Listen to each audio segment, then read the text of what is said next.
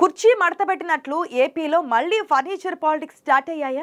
YCP అధికారంలోకి రాగానే అందుకున్న ఫర్నిచర్ సబ్జెక్ట్ ఇప్పుడు టీడీపీకి కూడా తొలి అస్త్రంగా మారబోతుందా? అధికార ప్రతిపక్షాల మధ్య మొదలైన మాటల యుద్ధం ఏ టర్న్ తీసుకోబోతోంది?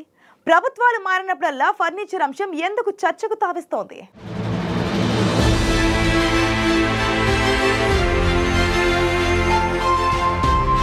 సేమ్ సీన్, మధ్యలో 5 ఏళ్లు గడిచిపోయాయి. అంతే తేడా, మాజీ ముఖ్యమంత్రి వైఎస్ జగన్మోహన్ రెడ్డి అధికారంలో ఉండగా తన క్యాంపు కార్యాలయానికి వినియోగించిన ఫర్నిచర్ అంశంపై తెలుగుదేశం తీవ్ర అభ్యంతరం వ్యక్తం చేస్తోంది.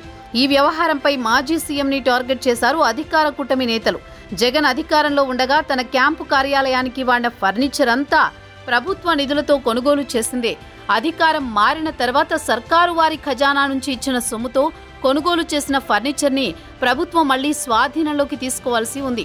కానీ అలా జరగలేదు. ఇప్పటికీ మాజీ ముఖ్యమంత్రి జగన్మోహన్ రెడ్డి అదే ఫర్నిచర్ వాడుకుంటూ పార్టీ నేతలతో సమావేశం నిర్వహించడంపై టీడీపీ నేతలు భగ్గుమంటున్నారు.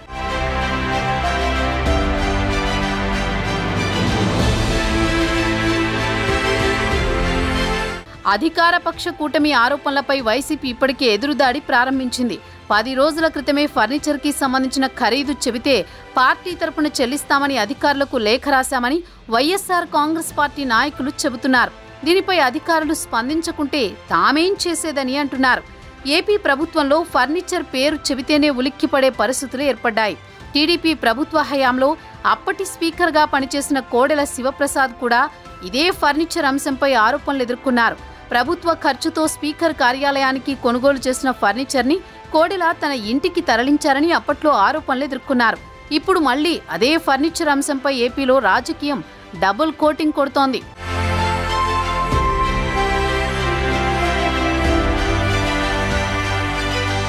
కోడెల శివప్రసాదరావు ప్రభుత్వ ఫర్నిచర్ని సొంతానికి వాడుకున్నారని అప్పట్లో వైసీపీ తీవ్ర అభ్యంతరం వ్యక్తం చేసింది. దాంతో ఆ వ్యవహారం బాగా వివాదాస్పదమైంది. ఆ తర్వాత కోడెల ఆత్మహత్య చేసుకోవడంతో చివరికి వివాదానికి ఫుల్ స్టాప్ పడింది.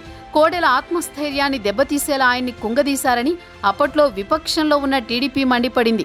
ఇప్పుడు ఇదే ఫర్నిచర్ అంశంపై మాజీ ముఖ్యమంత్రి వైఎస్ జగన్మోహన్ రెడ్డిని తెలుగుదేశం పార్టీ టార్గెట్ చేసింది. జగన్ను ఉద్దేశించి కీలక వ్యాఖ్యలు చేశారు మంత్రి అనగాని సత్యప్రసాద్. జగన్ ఫర్నిచర్ దొంగ అన్నారు.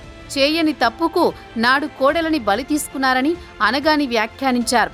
జగన్ ఇంట్లో ఉన్న ప్రభుత్వ ఫర్నిచర్ని సరెండర్ చేయకుండా వాడుకుంటూ వైసీపీ నేతలు నీతులు చెప్పడం సిగ్గుచేటని అన్నారు.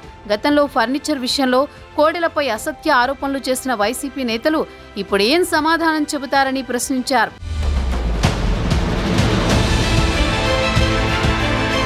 ఐదేళ్ల నాటి అంశమే ఇప్పుడు టీడీపీ చేతికి అస్త్రంగా చిక్కడంతో వైసీపీ కూడా ఎదురుదాడికి దిగింది. మంచి సేవలు అందించే అవకాశాన్ని కూటమి పార్టీలకు ప్రజలు అప్పగించారని, అయితే ఫర్నిచర్ని అడ్డుపెట్టుకుని చీప్ పాలిటిక్స్ చేస్తున్నారని వైసీపీ ఎమ్మెల్యే లేళ్ల అప్పిరెడ్డి అన్నారు. అధికారం చేపట్టాక కూటమి నేతల ప్రవర్తన, వారు వ్యవహరిస్తున్న తీరు రోజురోజుకి దిగజారుతోందని, వైఎస్ జగన్ని లక్ష్యంగా చేసుకుని వ్యక్తిత్వ హననానికి పాల్పడడాన్ని టీడీపీ అలవాటుగా మార్చుకుందన్నారు. నిస్సిగ్గుగా నీతిమాలిన రాజకీయం చేస్తూ తప్పుడు ఆరోపణలు చేయడాన్ని ఖండిస్తున్నామన్నారు అప్పిరెడ్డి. ముఖ్యమంత్రి హోదాలో జగన్ క్యాంపు కార్యాలయంలో పరిపాలనకు అవసరమైన సౌకర్యాలను గత ప్రభుత్వం ఏర్పాటు చేస్తుందని, ముఖ్యమంత్రి హోదాలో ఎవరు ఉన్నా ఇది సర్వసాధారణమన్నది వైసీపీ వాదన.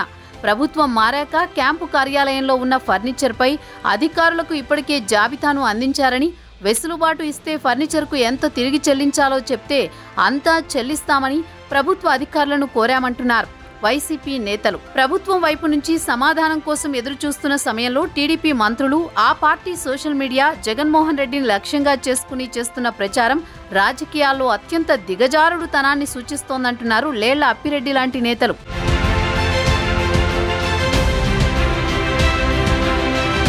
మొత్తం మీద ప్రభుత్వాలు మారినా ఫర్నిచర్ అంశం మాత్రం కంటిన్యూ అవుతూనే వస్తోంది. కుర్చీనే కదా, టేబులే కదా, సోఫానే కదా అనుకునే పరిస్థితి లేదు. ప్రభుత్వం మారగానే మొదలైన ఫర్నిచర్ రాజకీయం చివరికి ఎలాంటి మలుపు తిరుగుతుందనేది ఆసక్తికరంగా మారింది.